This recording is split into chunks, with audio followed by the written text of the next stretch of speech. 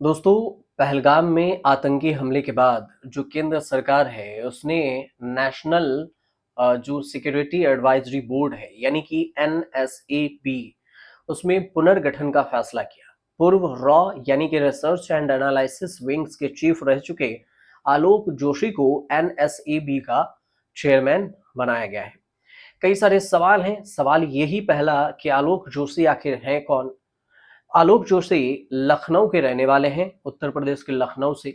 उन्होंने दिल्ली की Jawaharlal Nehru university JNU से पॉलिटिकल साइंस में पोस्ट ग्रेजुएशन किया। इसके बाद उन्होंने 1976 में इंडियन पुलिस सर्विस के हरियाणा कैडर को ज्वाइन किया। हरियाणा कैडर से जुड़े और सफर आगे बढ़ी। साल 2005 में आलोक जोशी इंटेलिजेंस ब्यूरो के ज्वाइंट डायरेक्टर बने। 2010 में उन्हें रॉ का स्पेशल सेक्रेटरी बनाया गया। 1977 आई और फिर 1977 में बात करें तो त्रिपुरा कैडर के आईपीएस अमिताभ माथुर और आलोक जोशी के बीच रॉ का चीफ बनने को लेकर कंपटीशन भी था।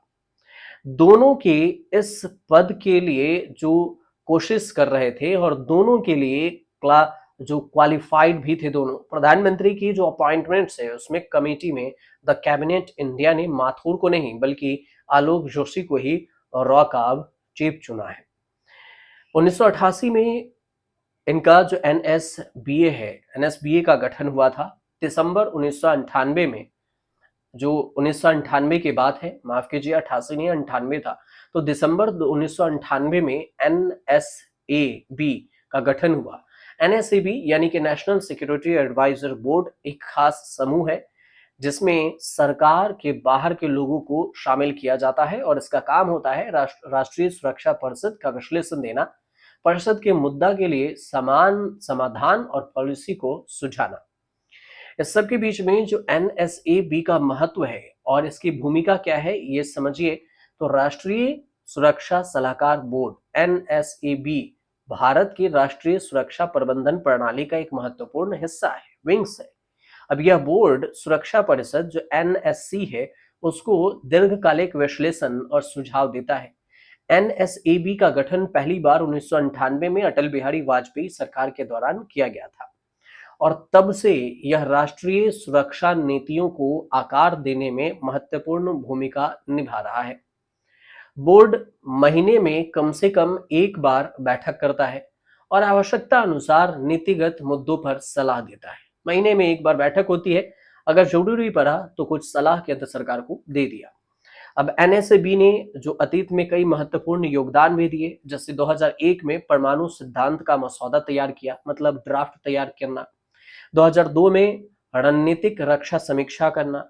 2007 में राष्ट्रीय सुरक्षा का समीक्षा किया और नया बोर्ड क्षेत्रीय और वैश्विक सुरक्षा चुनौतियों के बीच विशेष रूप से पाकिस्तान और चीन के साथ तनाव को देखते हुए राजनीतिक और रणनीतिक नीति दोनों के तरफ से जो विवाद है उसे ध्यान में रखते हुए मजबूत करने पर फोकस किया गया है और इस वजह से नए बोर्ड का गठन हुआ। पाकिस्तान के साथ सीमा पर जो तनाव है, हिंद प्रशांत क्षेत्र में चीन की बढ़ती गतिविधियां हैं, इसके बीच में भारत अपनी राष्ट्रीय सुरक्षा संरचना को मजबूत करने पर भी ध्यान दे रहा है। अब एनएसएबी का जो पुनर्गठन है सरकार के उस रणनीति का हिस्सा है जो रक्षा, खुफिया और कूटनीतिक के क्षेत्रों में समन्वय को बढ़ावा देना चाहती है। अब हाल ही में राष्ट्रीय सुरक्षा परिषद सचिवालय जो एनएससीएस है, इसमें अतिरिक्त राष्ट्रीय सुरक्षा सलाहकार एएनएसए के पद को भी भरा गया था, जिससे एनएससी का कार्यभार कम हुआ और वह प्रधानमंत्री कार्यालय को भी अधिक प्रभावी ढंग से सहायता प्रदान कर सकते हैं। भविष्य की जो दिशा भविष्य की क्या होगी इस पर भी विचार होगा। नए एनएसएबी की उम्मीद की जा रही है इससे कि यह राष्ट्रीय सुरक्षा नीति एनएसएस को अंतिम रूप देने में महत्वपूर्ण भूमिका निभाएगा, जिसे पिछले कई वर्षों से तैयार करने का प्रयास किया जा रहा है और ये रणनीति भारत के सैन्य कूटनीतिक नीतियों को संरेखित अंडरलाइन करने में मदद करेगी, खासकर जब पड़ोसी देशों में खतरे बढ़ रहे हो तब।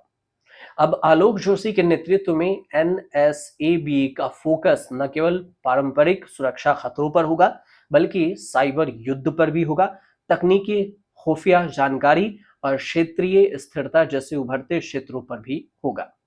बोर्ड में सैन्य, पुलिस और विदेश सेवा के भी विशेषज्ञों का मिश्रण है, मतलब ये सभी मिले हुए हैं, क्योंकि इसे एक व्यापक दृष्टिकोण प्रदान करेगा जो भारत और वैश्विक क्षेत्रों मंचों पर अपनी स्थिति को मजबूत करने में मदद कर सकता है।